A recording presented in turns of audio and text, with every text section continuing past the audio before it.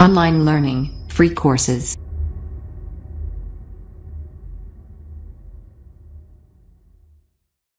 Hey guys, in this quick video, I'm just going to be talking about the value ladder and that whole concept.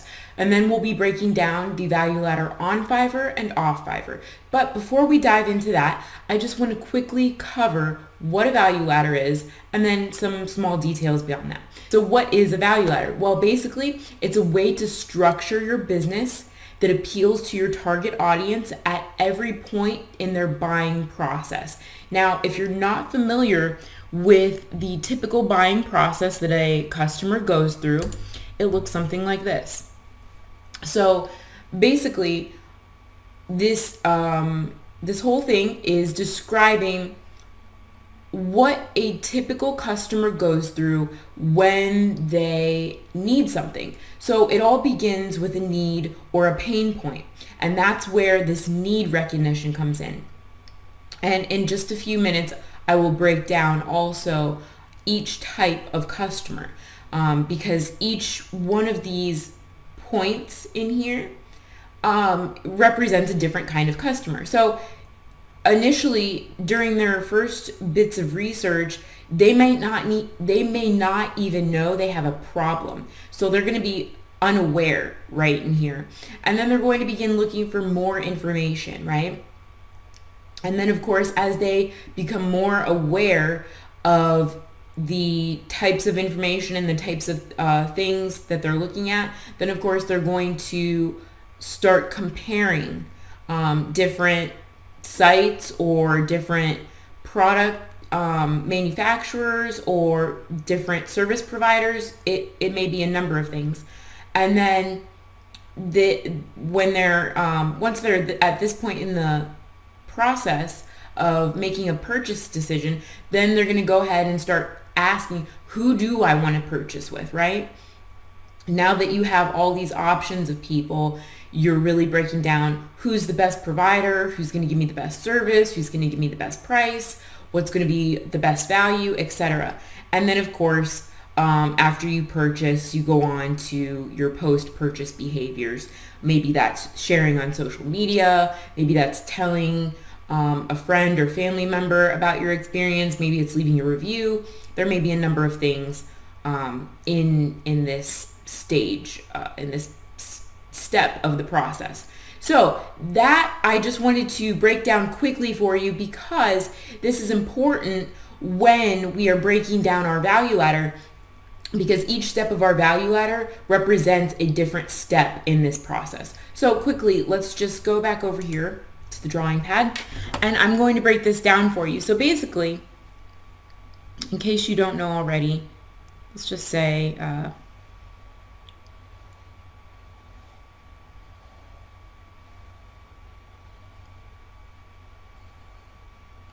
let's just use this as our value ladder. Now, as we move along, the price is going to increase, and also our value is going to increase as well. So with that being said, as we start out, you might want to start it with a freebie offer. And this could be any number of things. It could be, if you have a blog, it may be a lead magnet where it's just a quick PDF or a free worksheet, or a printable. It may be any number of things that you want to give away for free, just to show people what your quality is, what you're all about, what your message is, what you have to offer them. And obviously, you're just giving them a little bit more information in that freebie. And this is a great place to start out with anyone, right? Especially for cold traffic, people who don't know you, like you, or trust you yet. So that's what a freebie offer is good for.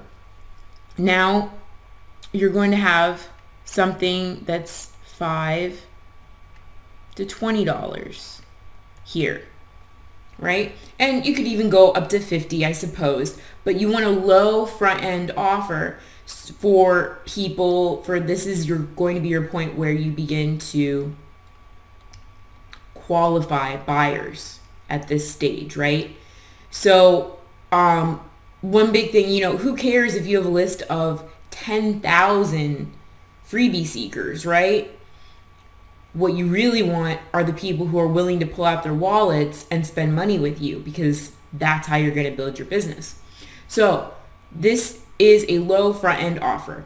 And of course, this is also why Fiverr works so great, right? Because Fiverr knows, let's just get people in the door for $5. Once they've spent $5, it's easier to get them to spend 10, 20, 30, 40, 50, 60, $100,000 with you, right? So that's why Fiverr works so well. And this is also why I recommend, when you're just starting out on Fiverr, leave your packages, like set your packages starting at $5, because that's a perfect low front end offer.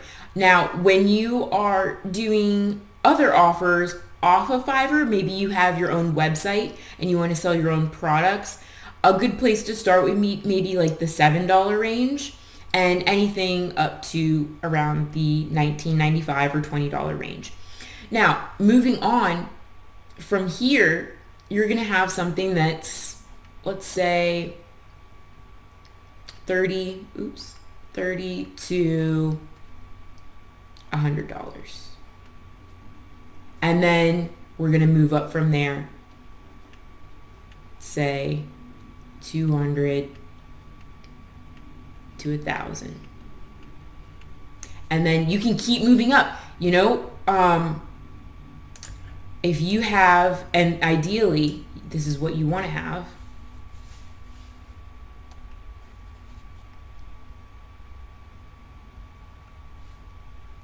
Ideally, we want to go even further here. And we want to go up to 5,000, 10,000. And you're going to offer something like a coaching program or consulting or, one-on-one type of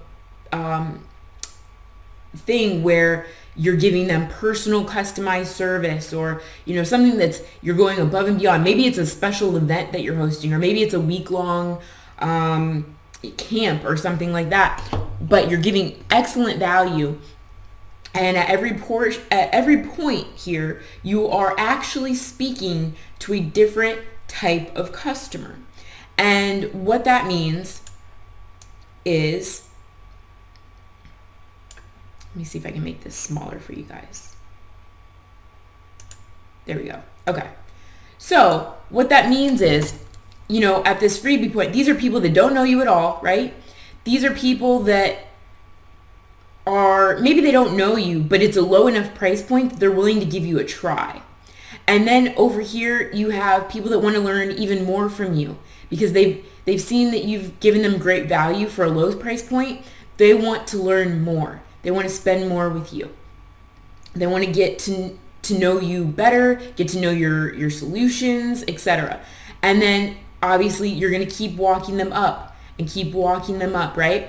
And you may have, a step in between these two, right? So how many steps you have is not as important as making sure that you actually have a value ladder built out and you have those offerings. Because let's say, that you have a website, maybe you're selling services, maybe you're selling marketing services or whatever, and you start out at, let's just say like $250 a month, right?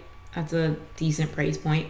So instead of just having one package and having people go, you either buy this $250 or you buy nothing, why not offer them something else? Go, well, if you don't want that package, we also offer a $500 package, or we also offer a $1,000 package if you don't want to do any of it and you want us to take care of all of it, or whatever.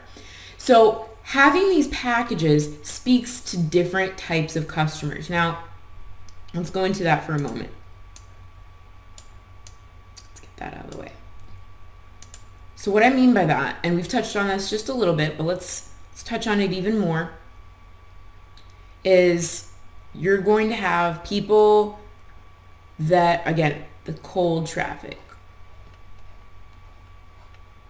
People that don't know you, they don't know if they like you, they don't know if they trust you, they're strangers, right? So you want to offer something free or a very low-end product just to be able to get them in the door, show them your value. Now, these are people that may be completely unaware, right? We would call these unaware. Sorry, that's really messy. People that are unaware. And they may or may not be, they may not know that they have a problem yet, right? Because every product, every service starts with a problem, right? So, maybe you want longer hair, maybe you want to run a better business, you want to learn how to grow your business, you want to learn how you can make more money online in your free time, whatever it may be. It all starts usually with a problem. Now, if someone is not aware that they have a problem, then you need to educate them on why they may need your product or service in the first place, right? So that's why a freebie offer can be really good. You're educating them. They may be problem aware, which we could still be in the cold category, but now they're at least aware that there's a problem that needs to be solved. So that's the next place, right? And then we move on and they become, as they continue on the journey and learn more information, they become solution aware.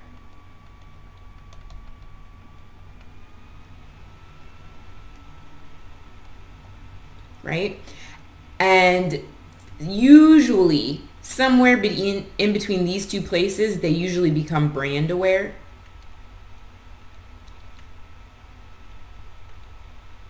But that's if, you're really good at your branding and they've become familiar with you. Then, of course, once they're solution aware, they become product aware.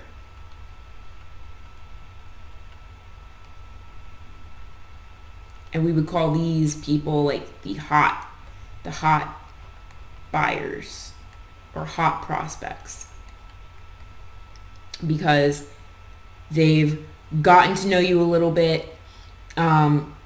They at least are educated with you. No one becomes product aware without reading up on the product, on the service, on the company. So they've at least read from you. They're at least familiar with who you are by that point. Now, why does this matter? Well, because as people go through your value ladder, it's going to be easier and easier for them to buy these higher ticket items.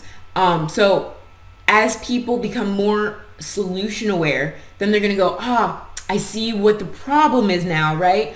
The problem is I don't have enough traffic in my business, or the problem is I don't have a value ladder built out for my business, or the problem is I don't even have a sales funnel for my business, whatever it may be. So those are, you first have to become problem aware, and then you're going to become solution aware, and then product aware. And as you become more and more aware, and as the customer becomes more aware of you, your offerings, your company, it becomes easier to sell those higher ticket items that we see over here. So that is the value ladder in a very brief nutshell. I hope that has helped laid it out in a way that you guys understand why you want a value ladder in the first place, because why you want it is because you're speaking to different customer types at each step of the way, right? And the ideal thing that we want is we want to speak to those hyper buyers. And a hyper buyer is someone that goes through the entire funnel, our entire funnel, and buys every single product that we have. That is like our ideal customer, and that's what we want. Now, it's going to be a very low percentage of all the people that end up going through your funnel. You're going to have a lower percentage of hyper buyers, obviously. But the hyper buyers are typically the people that make you most of your money, right? It's that 80-20 rule. So 20% of your customers end up making you 80% of your money. And another great thing about the value ladder is that obviously even when they get your freebie, they're opting into your email list. Now, in another course, we'll talk later about segmenting that list down so that you get higher conversions when marketing to them. But the point is you're at least getting them on your list so that you can remarket to them again. And the reason that's so important is because it's way easier and cheaper to market to an existing customer than it is to market to a brand new prospect. So once we already have their email address, that allows us to contact them daily or, every other day and be able to reach out to them and keep explaining more of our service and also offer more value to them. So that way they go, oh yeah, I remember them. They provided me some great information on XYZ. I think I'm going to go back, take a look at their website, and maybe they end up buying the next time.